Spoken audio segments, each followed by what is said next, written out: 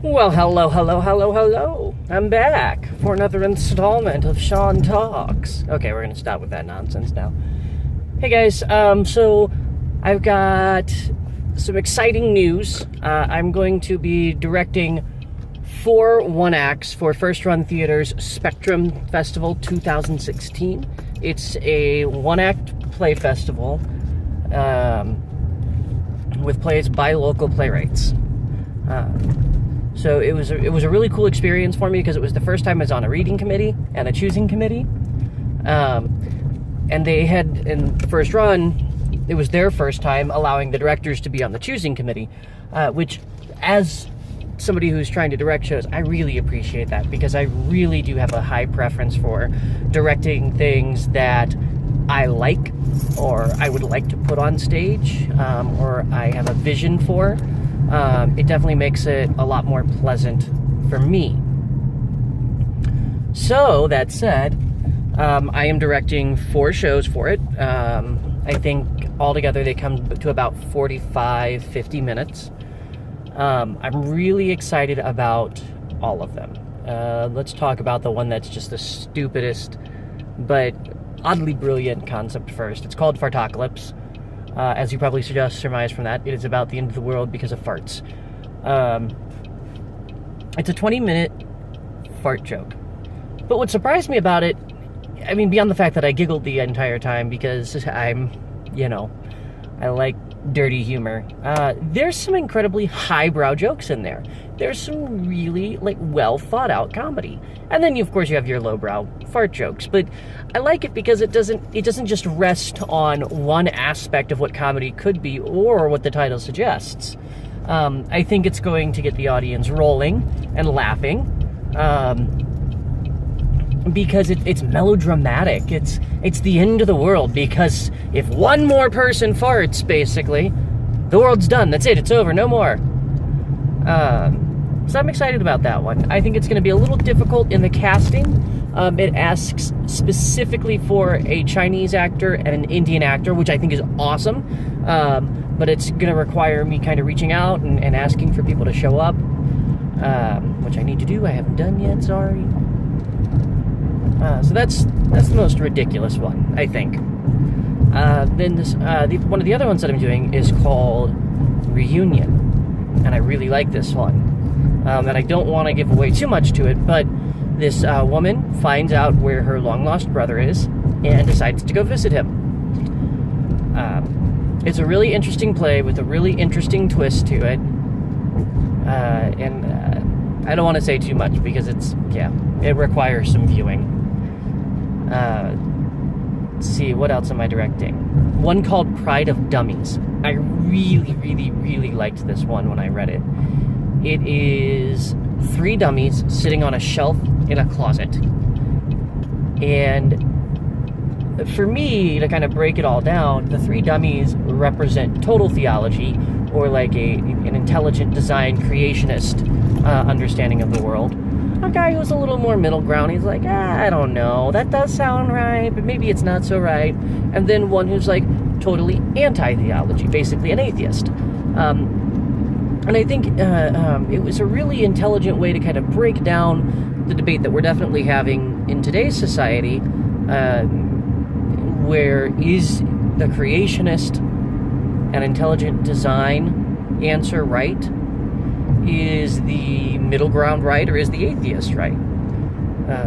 Now, obviously, these are dummies on a shelf, so there's probably a bias toward the creationist theory just because. However, I still find it a very compelling piece of theater, and I'm very excited to put it on stage. The last one is probably, no, scratch that, it is my favorite out of all of the ones that I read. It's called Most Real, and it is a young woman and an older gentleman sitting on a park bench discussing their problems and who has the most real problem. And I think for me, it's such an interesting discussion because it goes through all of these things, and it harkens back to this this book that I had read years ago for an English class about survivors. And one of the chapters in it was, when a problem comes up in my life or in your life, The moment that problem comes up, that is the biggest problem in the world. It doesn't matter what other problems there are, that is the biggest problem in the world, because it's here and now. It's not yesterday, it's not tomorrow, it's here and now. And I think that's a very important message for people to hear, because I think so often, you know, people are like, oh, you have this problem? Well, what about this problem going on? Or what about that problem that you had? And it's like, you need to, we as humans, we need to step back and realize that when something like this pops up, yeah, it's the most real problem right now. So I think it's going to be a very enjoyable piece of theater. It's a bit heavier, but I'm okay with that. I think having a heavier piece of theater, especially in a one-act play festival, being able to delve into some tougher questions in a palatable, short manner can actually be kind of I don't want to say cathartic, but almost more thought-provoking than a full piece that's going to answer every single one of your questions. But I don't think a full piece should ever answer every question. So I'm very excited about all those. We have casting coming up on the 2nd and 3rd, which is awesome. I was a little frustrated with some of the choosing, some of the people in the committee and the choosing. I'm not going to say gender or names at all, because I don't think that's fair to anybody in the committee. But there were a couple of plays that I thought were very excellent, and the other director who's directing with me thought were very excellent. They got a couple of low scores, and one of them was actually most real, and she and I argued successfully to have it included in the evening, because we think it is exactly what a 10-minute can and should be a lot of times.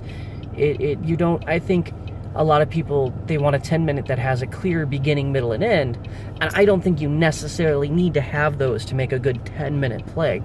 I think a 10-minute play can be more slice of life, or I saw this really interesting one that did have a kind of a beginning, middle, and end sort of thing when I went to Tesseract Theater a little while ago, and it was 4 politicians discussing a sex scandal. And it was their speech about resigning and talking about the sex scandal.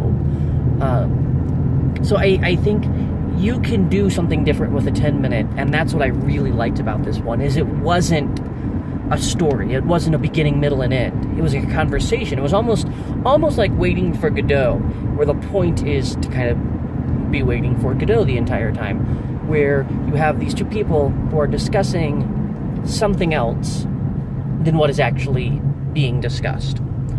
So that was the only one that I really had any frustrations with throughout in the choosing.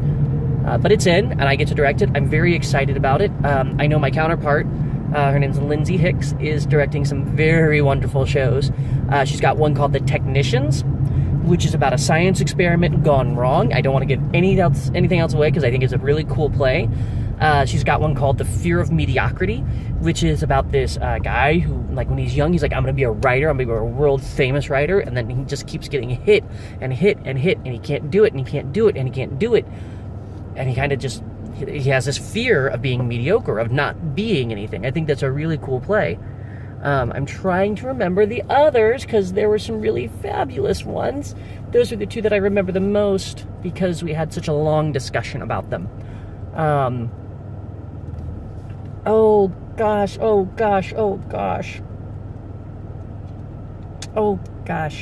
Well, as soon as they come back to me, I'll just record another thing.